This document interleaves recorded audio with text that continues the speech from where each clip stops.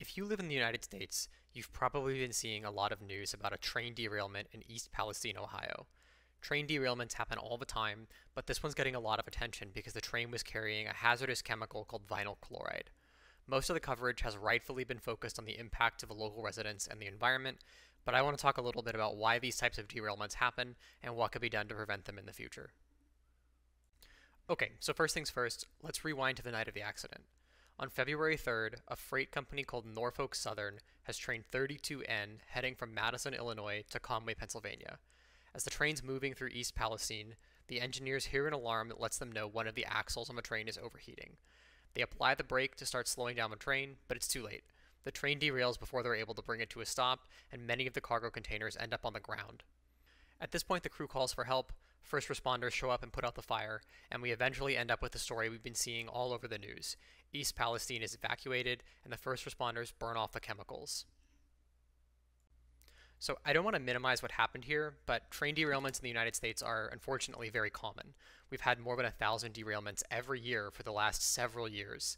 These kinds of accidents are almost always preventable and almost always the result of systemic failures. So let's go through some of the systems that should have prevented this from happening and talk about why they failed.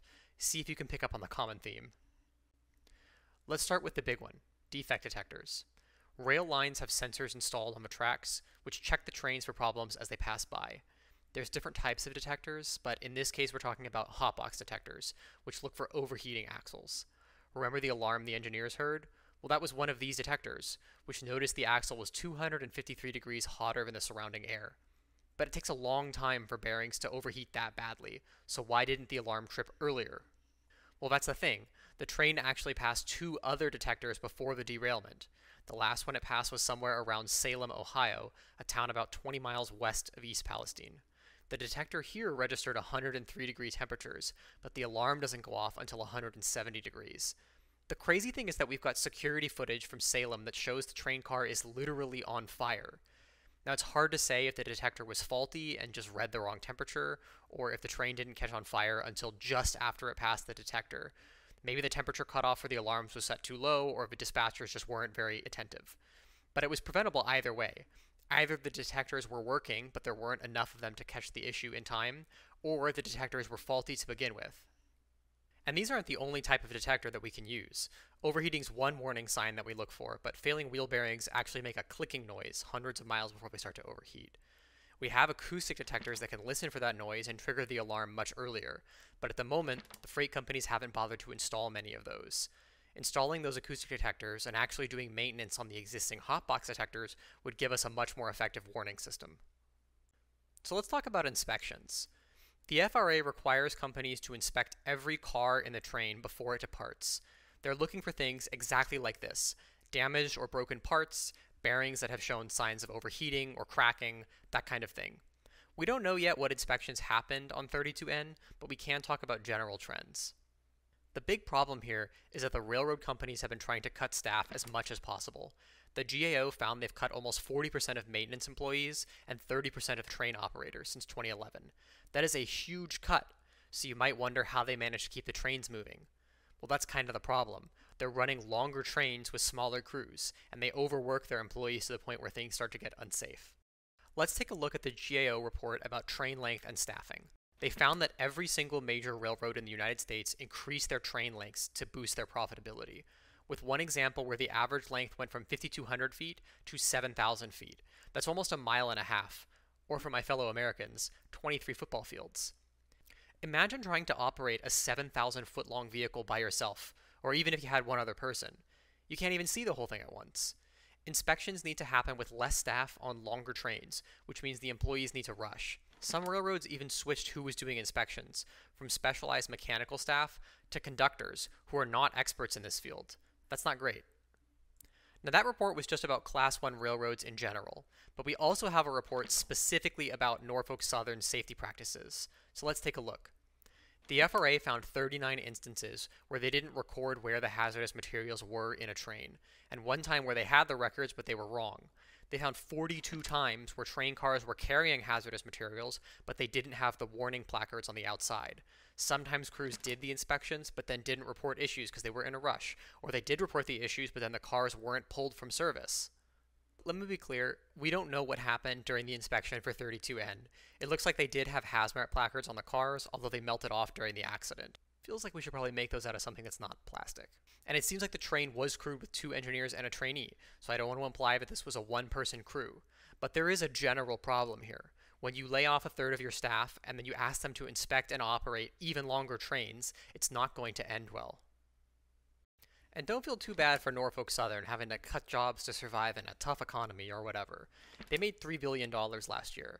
Their CEO personally made $4 million just in direct compensation, and they handed $3 billion back to shareholders with stock buybacks.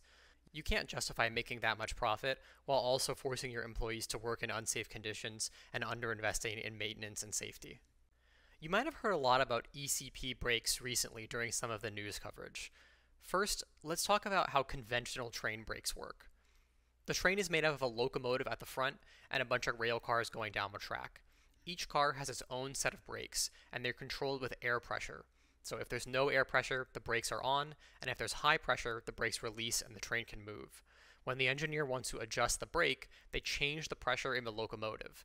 As the pressure equalizes throughout the train, the brakes adjust. You can picture it like a sort of wave of braking power that moves from the front of the train to the back. But trains can be pretty long, so sometimes this takes a few seconds to apply evenly.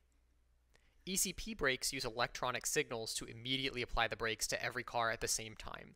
So when an engineer wants to adjust, they just push a button in the locomotive and every car immediately applies the brakes. So would ECP brakes have actually helped in this case?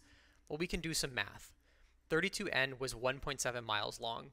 Conventional brakes propagate at about 950 feet per second, so it would have taken maybe 9-ish seconds to apply. But 32N had more than one locomotive. It had 2 on the end and an extra one in the middle, called the distributed power locomotive. So in practice, the propagation time would have been something smaller, maybe 3 to 5-ish seconds. 32N was traveling 47 miles an hour before it derailed, so we're probably looking at something like a mile of stopping distance. It's hard to say if a couple extra seconds would have made a difference, but it doesn't seem very likely to me.